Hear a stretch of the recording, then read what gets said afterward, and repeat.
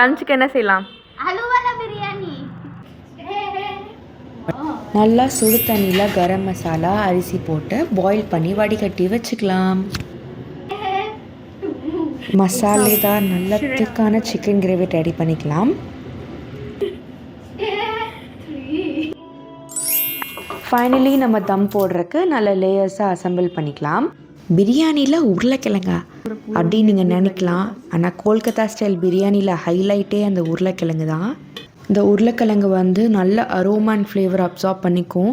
So நம்ம ரைஸோடு mash பண்ணி சாப்பிடும் போது செம்ம டேஸ்ட்டாக இருக்கும். எனக்கே உருளைக்கிழங்கு சுத்தமாக பிடிக்காது. ஆனால் இந்த மாதிரி பிரியாணிலாம் போட்டு நான் நல்லா விரும்பி சாப்பிடுவேன். நீங்கள் பொட்டேட்டோ லவராக இருந்தீங்கன்னா உங்களுக்கு ரொம்ப பிடிக்கும். நீங்கள் ரொம்ப சோம்பேறின்னா இந்த ரெசிபி கொஞ்சம் கஷ்டம்தான். ஏன்னா இது ரொம்ப டைம் எடுக்க போகுது.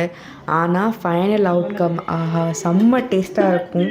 ஸோ நீங்கள் ட்ரை பண்ணணும்னு நினச்சிங்கன்னா எனக்கு கமெண்ட் செக்ஷனில் சொல்லுங்கள். நான் ஃபுல் வீடியோ வேணால் போடுறேன். Bye by.